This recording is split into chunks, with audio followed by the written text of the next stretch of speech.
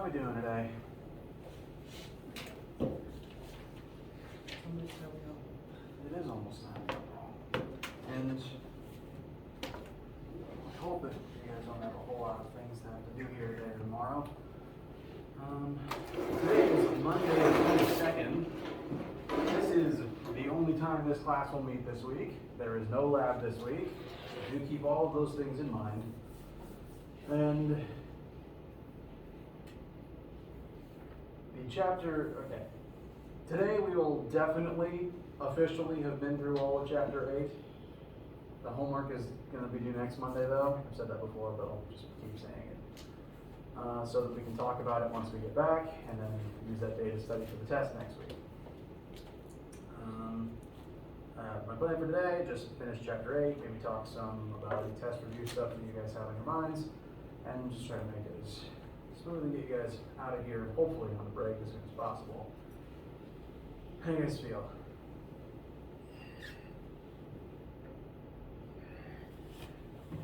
That's fair. It's Monday.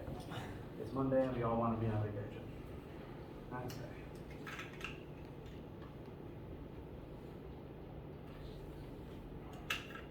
Any questions about anything before we get started? All right.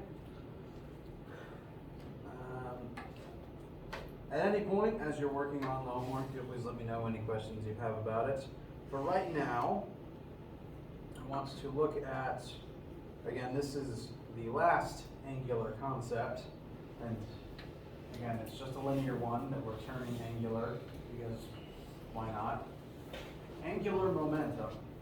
Now, and again, the formula for this is, as is the pattern at this point, we simply took all the linear stuff and replaced it with its angular counterpart. Angular momentum is L, and it is equal to moment of inertia times angular velocity, which is, again, the direct counterpart to linear momentum equals mass times velocity. Everything we know about linear momentum still applies, namely that momentum before some sort of a collision or interaction is the same as the momentum after that collision or interaction. Although rotational momentum is interesting in that there's more things that could count as an angular collision, just by virtue of the fact that moment of inertia is kind of weird. Moment of inertia being a function of both mass and radius means that there's two things you could change that could change moment of inertia, either the mass or the radius, and that would then have an effect in the momentum calculation. So more possibilities for types of situations that fall under this larger umbrella open up, but all the same math still applies. As an example, I don't think I showed you this. Did I show you? I forget what things I showed what lecture last time. Did I show you me trying to spin in the chair? Yes. Okay. Did I do it with the tire or with the masses? With the tire. Okay, I do still have something to show you then. Oops.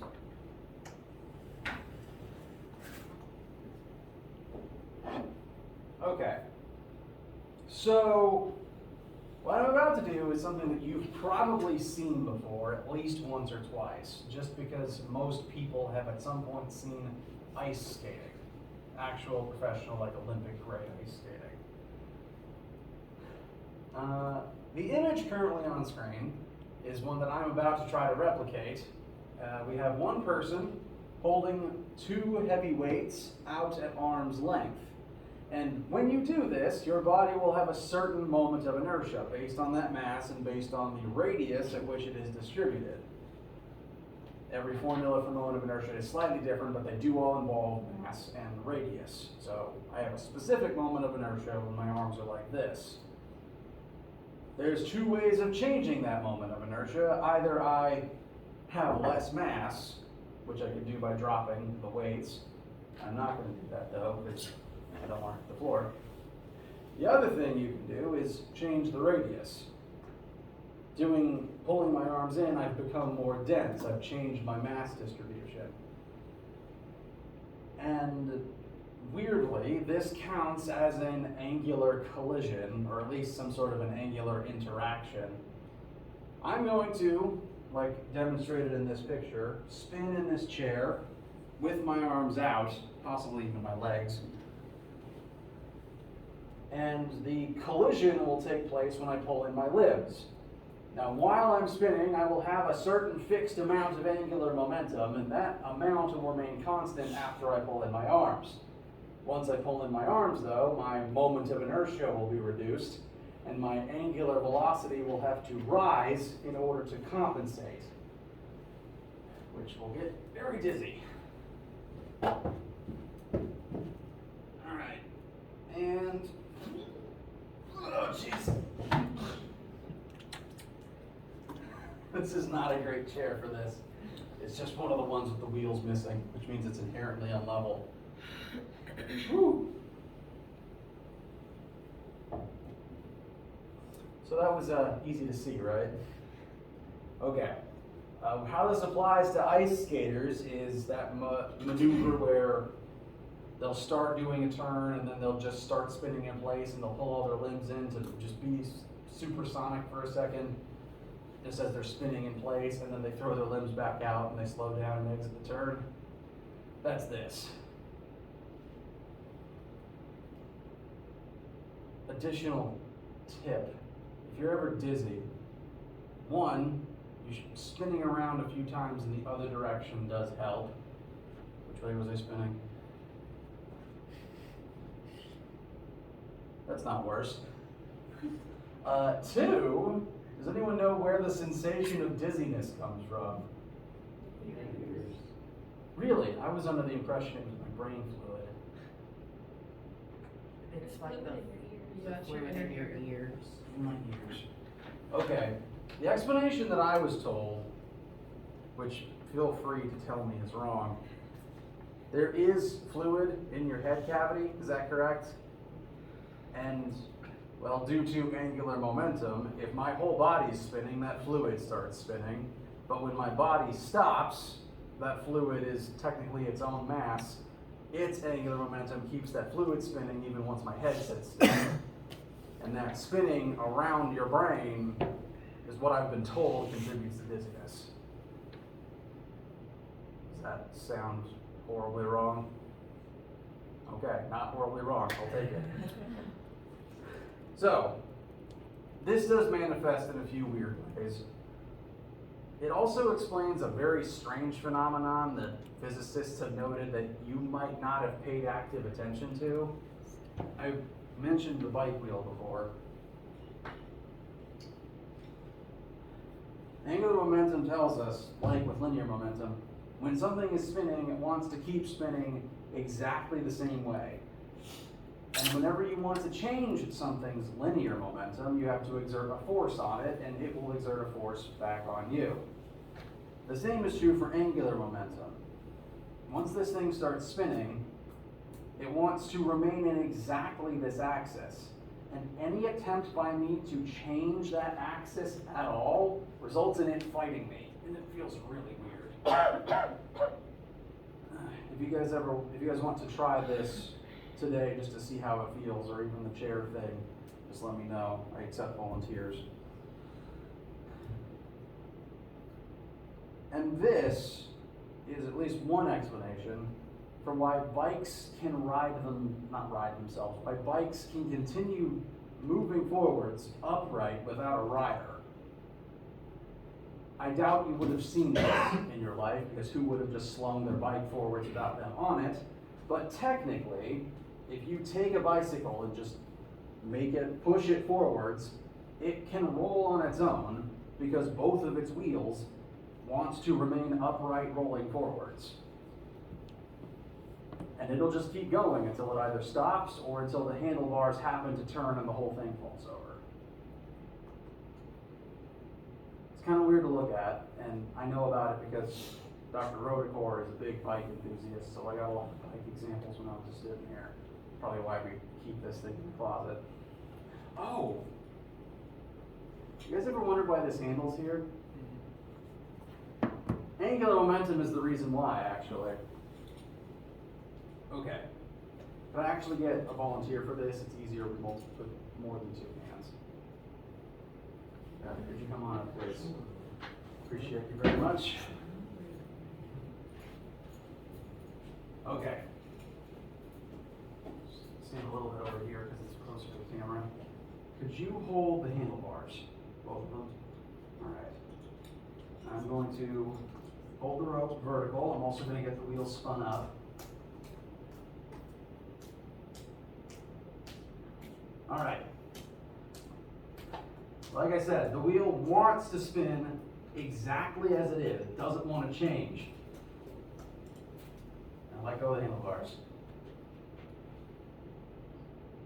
Which means it'll even fight gravity as gravity tries to pull it back down. This is the gyroscope effect. It's why tops and gyroscopes tend to remain upright until they slow down. If I get this thing even faster, it would stay even more upright.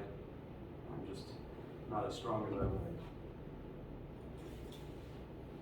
So let's see if you can spin it up. Yeah, actually, holding the handlebars is a much better idea.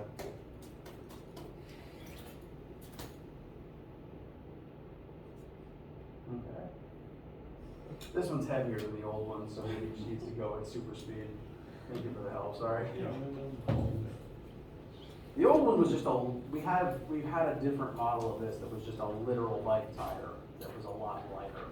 And it just, that trick was easier with it because it didn't have to move as fast to stay upright. So, angular momentum, all the same quirks still apply, they just look weirder because now you're spinning instead of moving in a straight line. And let's do a modicum of math utilizing this basic principle. This situation we are about to examine technically counts as an angular collision. We're going to analyze a system of gears. And for the sake of simplicity, we are going to assume that a gear is just a flat, uniform disc. Solid, uniform disc. We're going to start with one spinning gear with a radius of 15 centimeters and a mass of 3 kilograms. And it is initially rotating at a constant rate of 3 radians per second until a second gear is toothed into it, which is just a term for start with one gear, it has its cog teeth.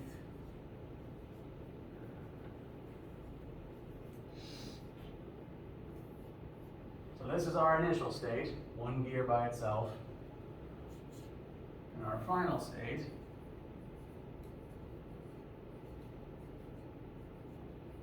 will have a second gear come in with its teeth meshed into the first one.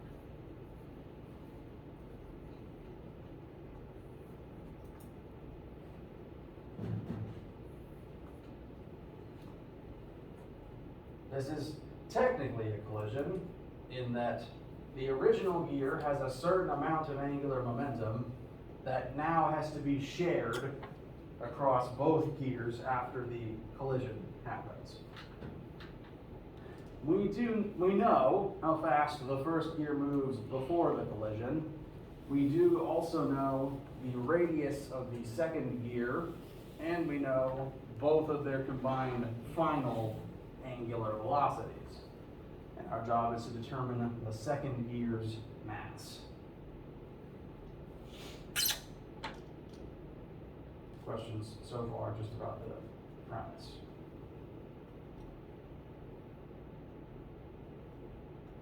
Okay.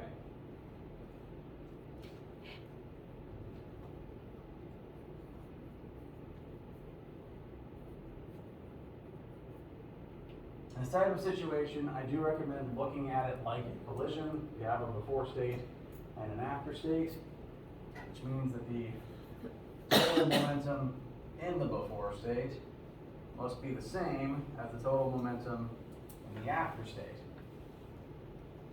The variables that we are told include, I call it mass 1 is 3 kilograms, excuse me. radius 1 is 15 centimeters. Initial angular velocity is 3 rad per second. The second gear has an unknown mass, a known radius of 20 centimeters, and they combine to have a final angular speed of 2 rad per second.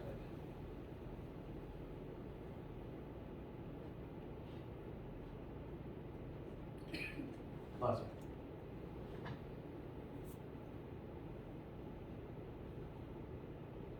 So, initially, we only have one gear.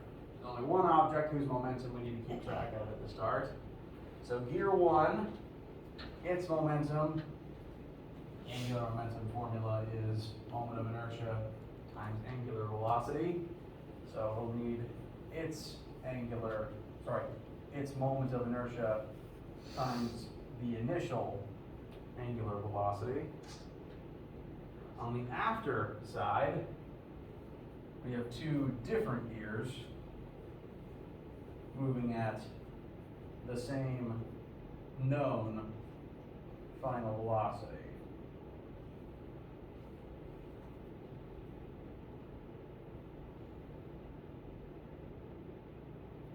So we know angular speed initial and angular speed final, but we do need to at least figure out something to do for the moments of inertia present on both sides.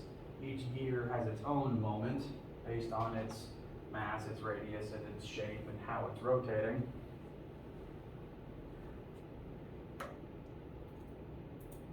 So let's turn to our chart.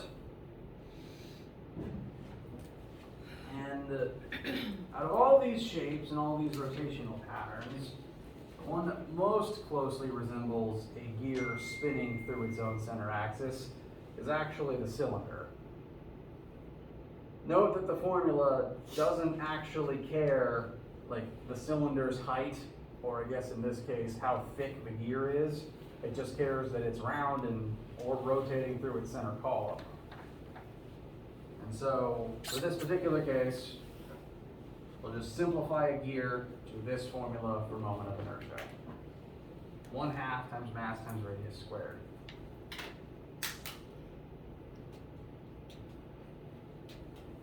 So for moment 1, you'll have 1/2 times gear 1's mass times gear 1's radius squared, then times the initial velocity, equals the same thing because gear 1 is present on both sides. So another 1/2 times m1 times r1 squared times omega final. And then gear 2, we'll use gear 2's mass and radius times the same omega final.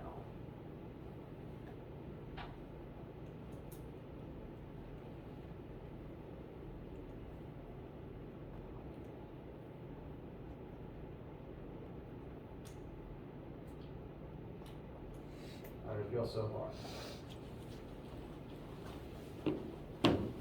Well, the moment of inertia can be kind of a pain having to look up and reference, but conveniently, a lot of parts of that formula do tend to cancel out. In this particular case, if we consider this to be 3 terms, 1 on the left and 2 on the right, they all contain a 1/2. So we can kind of just divide the whole thing by 1/2 and cancel out that fraction across the entire board. That's the only thing that's going to universally cancel in this particular case, but in other cases, more things will cancel out.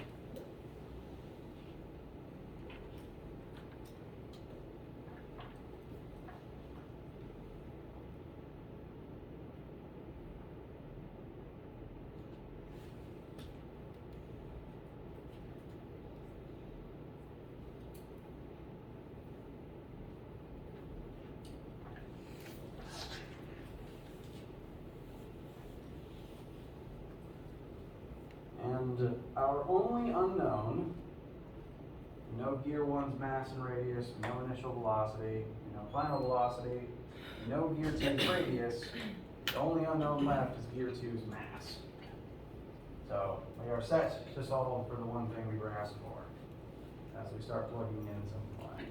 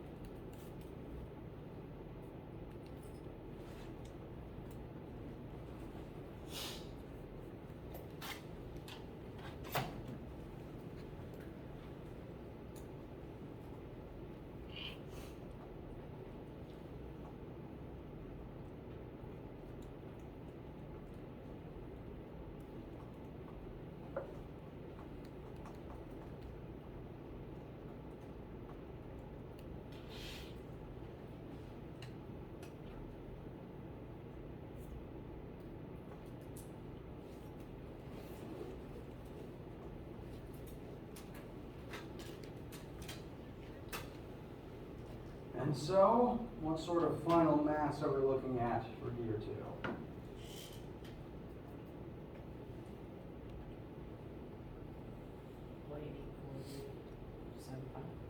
Very nice. Round that to the 10,000ths place. And since we were using kilograms for every other mass so far, this would also come out as kilograms. So interestingly, gear 2 is wider, but less massive. So maybe made of a different material or just thinner.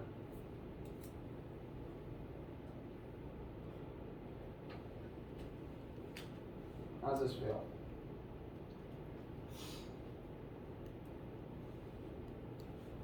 I'm hoping it feels like other momentum problems we've done. The primary difference is the fraction in front of the moment of inertia part of it and the radius section of that same formula as well. Otherwise, it's still functionally mass times velocity. So I'm hoping it feels pretty familiar. And with that, we finished chapter 8. At least all of the material within it that will then be on your homework and your test. How do you feel?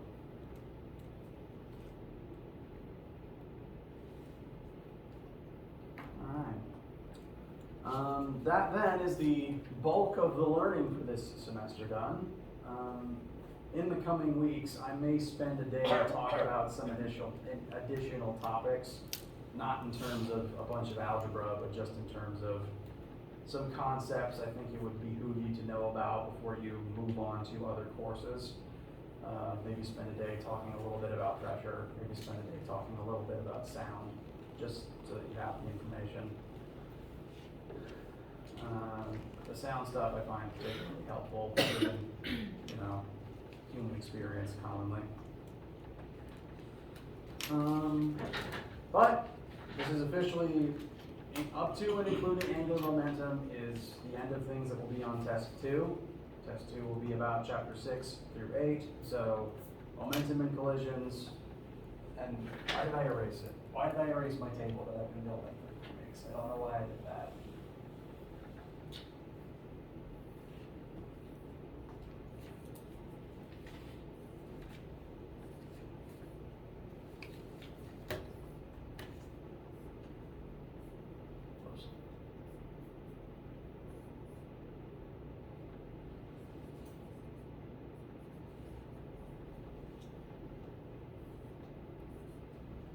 Test 2 will be about momentum, impulse, collisions, both elastic and kinetic, and then all this stuff.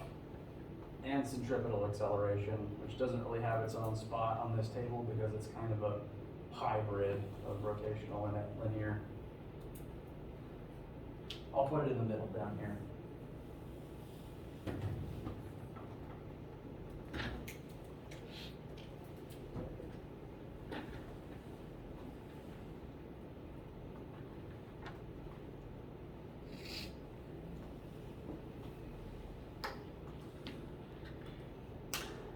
Now,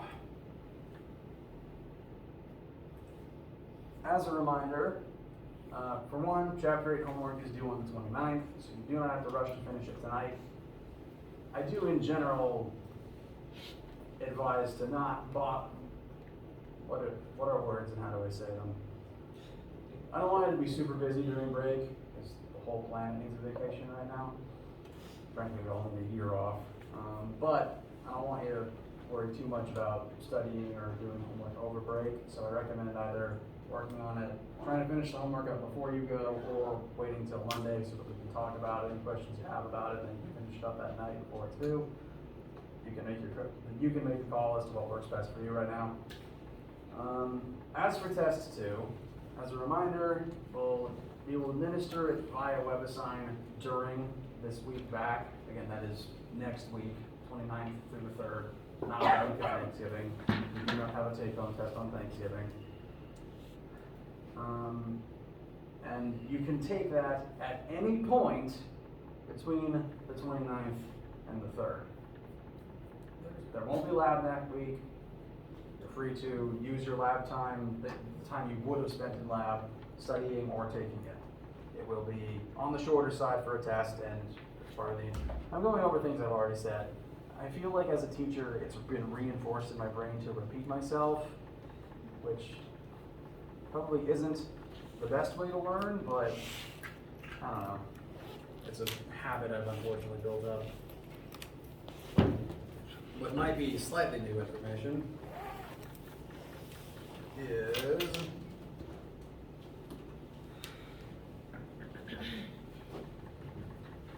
if I can get right space to load,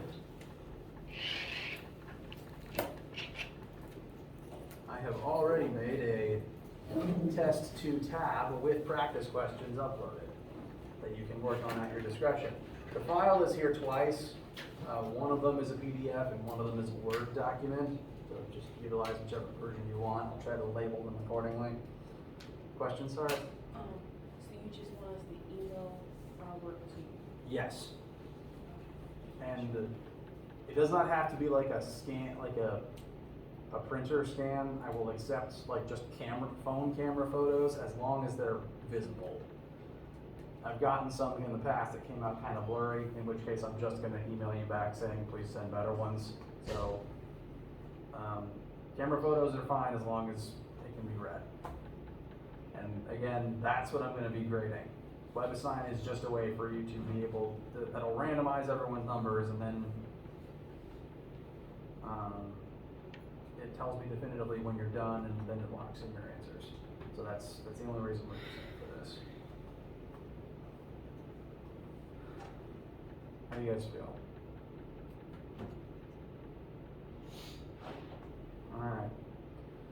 Well, for right now, as it relates to this class, we're done learning Chapter 8. Practice stuff exists, homework exists. I'll leave it to you guys how best to utilize those things. If you don't have any questions right now, we can spend the next, I'd say 15 minutes, just reviewing or going over any questions that you have. If you don't have anything, you can head out if you want to at this point. Hopefully that means heading on to your break, or at the very least getting a nap. I'll leave it to you guys. If you don't have anything and you feel done for right now, you can head on out. I don't want to keep you. If you do have questions, please stick around. We'll talk about anything you're concerned with, any questions you have about homework or tests, or etc.